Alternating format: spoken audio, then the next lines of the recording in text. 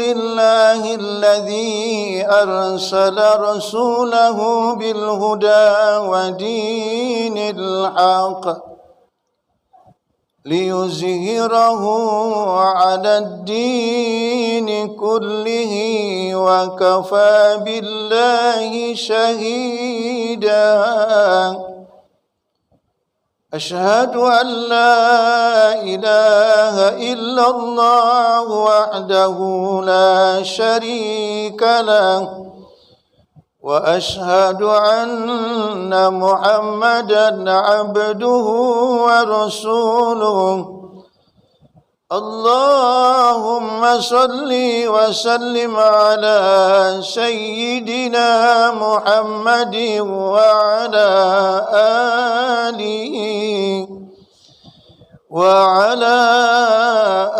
آله وأصحابه أجمعين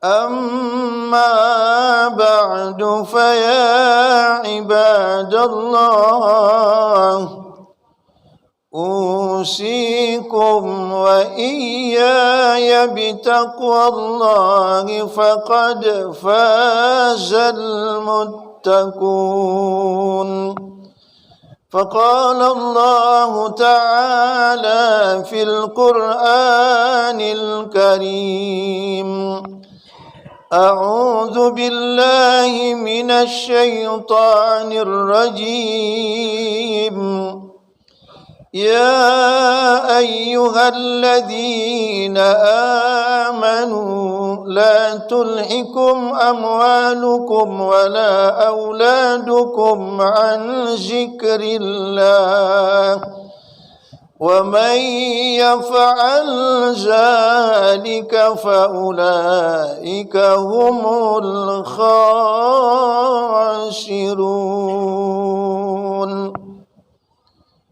Saudara-saudaraku kaum muslimin, jamaah Jumat rahimakumullah. Pertama-tama marilah kita senantiasa tak henti-hentinya bersyukur kehadirat Allah Subhanahu wa taala atas limpahan nikmat karunia dan rahmatnya, sehingga pada saat ini kita masih dalam kondisi iman dan Islam dengan nikmat kesempatan dan kesehatan yang telah diberikan Allah sampai saat ini. Alhamdulillah kita masih dapat diperkenankannya dalam rangkaian kita melaksanakan salat Jumat berjamaah.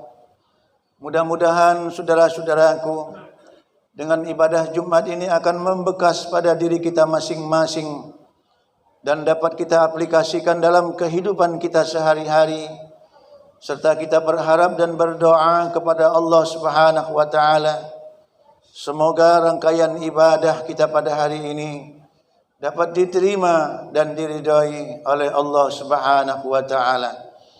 Dilanjutkan dengan salawat dan salam semoga tetap tercurah kepada junjungan kita Nabi besar Muhammadin sallallahu alaihi wasallam, juga segenap keluarga, sahabat dan pengikut-pengikut beliau sampai akhir zaman. Amin ya rabbal alamin.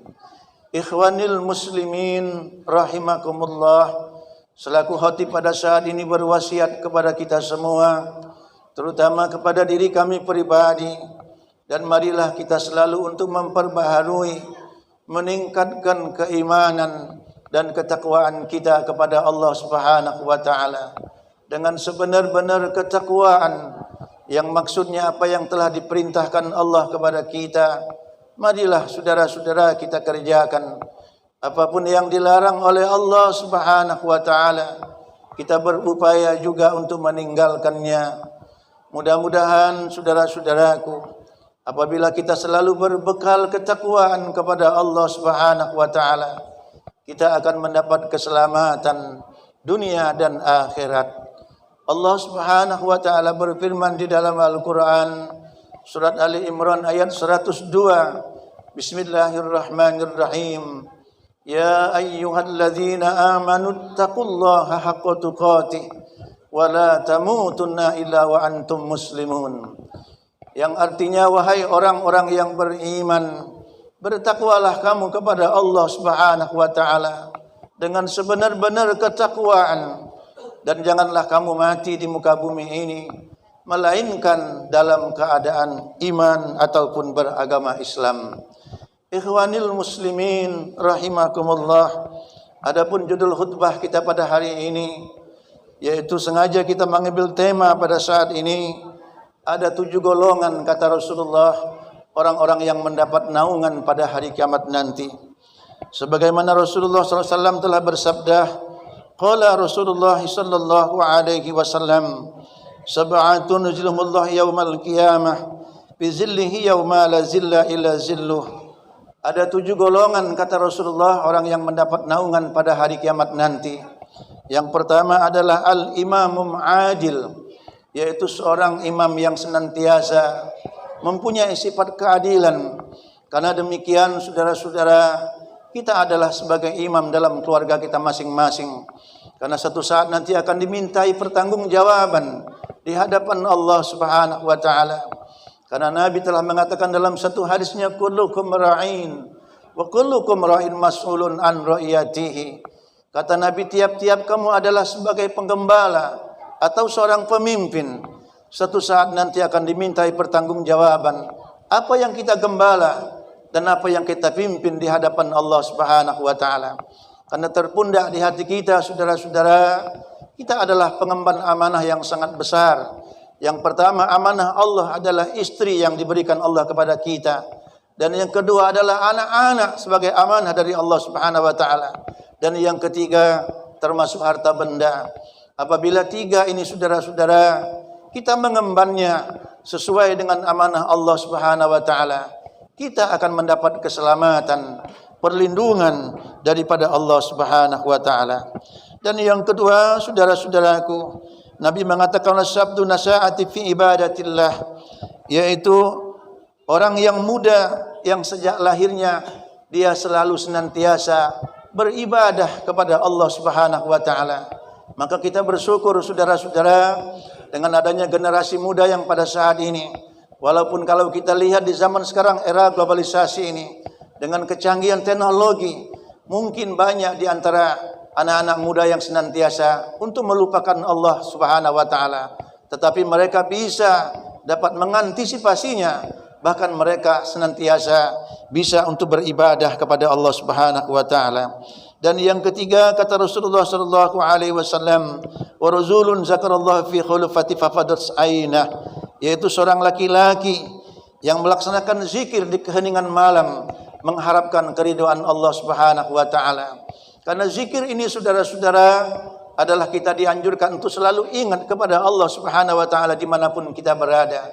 Karena apabila kita ingat kepada Allah, walaupun kita diberikan berbagai macam ujian dan cobaan, maka Allah jelaskan satu firman-Nya Ar-Ra'd ayat 28. Bismillahirrahmanirrahim.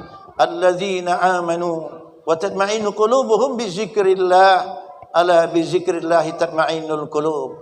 Yaitu orang-orang yang beriman, yang apabila dia selalu menyebut dan ingat kepada Allah Subhanahu wa taala, walaupun dia ditimpa berbagai macam kesulitan, barang siapa yang banyak ingat kepada Allah, maka hatinya akan jadi tenang dan tentram. Saudara-saudaraku yang dirahmati oleh Allah Subhanahu wa taala, karena tidak ada yang perlu kita ingat di muka bumi ini sudah barang tentu hanya Allah Subhanahu wa taala. Karena dengannya berzikir ini saudara-saudara, Nabi tak pernah meninggalkan. Setiap Rasulullah selesai melaksanakan salat kepada Allah Subhanahu wa taala, Nabi selalu berzikir dengan membaca tasbih subhanallah sebanyak 33 kali, alhamdulillah 33 kali, Allahu akbar 33 kali, dan ditutup dengan kalimat tauhid la ilaha illallah sebanyak 165 kali. Kita sebagai umatnya saudara-saudara, marilah kita budayakan, walaupun kita berjemaah bersendiri-sendiri melaksanakan ibadah kepada Allah, jangan sampai kita setelah salam kanan salam kiri kita langsung meninggalkan tempat ibadah. Maka ini termasuk orang yang sombong di hadapan Allah Subhanahu wa taala.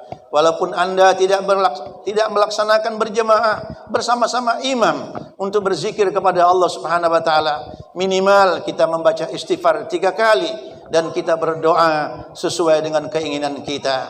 Karena kita termasuk orang yang senantiasa, yang tidak pernah merasa cukup, saudara-saudara. Kita manusia selalu mempunyai rasa kekurangan. Oleh karena itu mari kita melaksanakan apa yang diajarkan oleh baginda Rasulullah sallallahu alaihi wasallam. Maka barang siapa, kata Nabi, yang meninggalkan tempat solat, tidak dia beristighfar, tidak dia berdoa kepada Allah, maka dalam hadis dikatakan salatul kirdu, solatnya laksana seekor kera. Nauzubillah, summa nauzubillah bin zalik.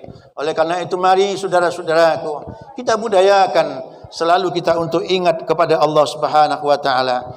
Yang berikutnya, saudara-saudaraku, warujulani tahabba fillah ijtama alaihi wa tafarraqa alaihi.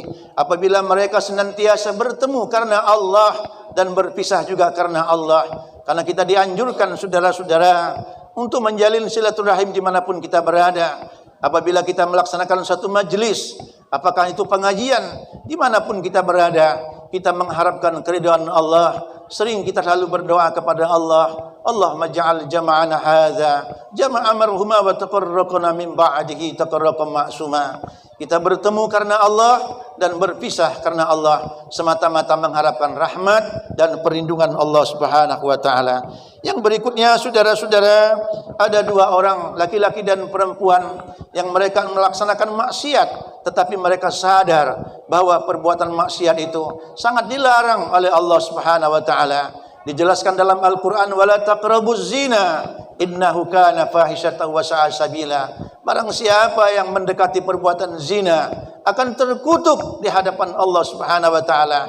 Bahkan Allah, saudara-saudara, tidak akan mengampuni dosa kita selama 300 tahun lamanya. Oleh karena itu mari saudara-saudaraku, kita perhatikan generasi kita supaya mereka senantiasa tidak terjadinya hal-hal yang tidak diinginkan. Maka agama mengajarkan kepada anak-anak kita yang sudah untuk melangsungkan pernikahan, yang tadinya Anda pergaulan itu diharamkan Allah, apabila Anda sudah melangsungkan berumah tangga, maka dihalalkan oleh Allah Subhanahu wa taala. Dan yang terakhir, saudara-saudaraku, maka Nabi menganjurkan apabila kamu telah melaksanakan sedekah, maka samarkan, kata Nabi, apabila tangan kanan kita memberi, maka tangan kiri tak tahu persoalannya. Inilah mengharapkan keridhaan Allah Subhanahu wa taala. Kenapa demikian, saudara-saudara? Terjadi di masjid, di musola dan dilanggar. Selalu kita bacakan orang-orang yang berinfak, berwakaf. Ini tidak ada asumsi yang lain, tetapi mengharapkan keridhaan Allah, dan kita memberi motivasi kepada saudara-saudara kita yang lain supaya mereka untuk melaksanakan infak sedekah semata-mata mengharapkan keridhaan Allah Subhanahu wa taala. Semoga kiranya saudara-saudaraku yang dirahmati oleh Allah Subhanahu wa taala, dengan 7 golongan ini kita termasuk salah satu di antaranya mendapat perlindungan daripada Allah Subhanahu wa taala. Dari uraian tersebut di atas dapatlah kita ambil kesimpulan, yaitu orang-orang yang mendapat naungan pada hari kiamat nanti. Yang pertama adalah imam yang adil. Yang kedua, orang yang muda dari tumbuhnya sejak sampai dia dewasa selalu ingat dan beribadah kepada Allah Subhanahu wa taala. Dan yang ketiga, orang yang selalu berzikir kepada Allah pada waktu yang sunyi. Dan yang keempat, mereka hatinya selalu tergantung dan terpaut kepada masjid. Dan yang kelima, mereka bertemu karena Allah dan berpisah karena Allah. Dan yang keenam, 2 orang laki-laki dan perempuan yang akan melaksanakan perbuatan maksiat, tetapi mereka berlindung kepada Allah Subhanahu wa taala. Dan yang ketujuh, yaitu orang-orang yang bersedekah lalu dia samarkan. Mudah-mudahan saudara-saudaraku, dengan khutbah yang sangat singkat ini ada manfaatnya untuk kita semua. Dan marilah kita muhasabah diri kita masing-masing, sampai sejauh mana ibadah yang belum kita lakukan, sunnah Nabi yang belum kita kerjakan secara berangsur-angsur. Mari kita perhatikan diri kita, keluarga kita, masyarakat dimanapun kita berada. Semoga kita kota Palembang ini, apabila kita sama-sama memakmurkan rumah Allah Subhanahu wa taala, kita akan selalu dalam rahmat dan perlindungan Allah Subhanahu wa taala. Amin ya rabbal alamin. Fa idza quri'al Qur'an fastami'u lahu wa ansitu la'allakum turhamun. A'udzu billahi minasy syaithanir rajim. Bismillahirrahmanirrahim. يا أيها الذين آمنوا لا تلهكم أموالكم ولا أولادكم عن ذكر الله ومن يفعل ذلك فأولئك هم الخاسرون. Al-Munafiqun ayat 9 yang artinya yaitu orang-orang yang beriman. Hati-hati kata Allah dengan harta-harta kamu dan hati-hati dengan anak-anak keturunan kamu. Apabila melalaikan kamu kepada Allah, kamu termasuk orang yang rugi dunia dan sengsara di negeri akhirat. Barakallahu li wa lakum fil Qur'anil Azim wa nafa'ani wa iyyakum bima fihi minal ayati waz zikril hakim. وتقبل مني ومنكم تلاوته إنه هو السميع العليم. أقول قولي هذا وأستغفر الله العظيم لي ولكم ولسائر المسلمين والمسلمات والمؤمنين والمؤمنات فاستغفروا إنه هو الغفور الرحيم. اللهم صل وسلم على سيدنا محمد وعلى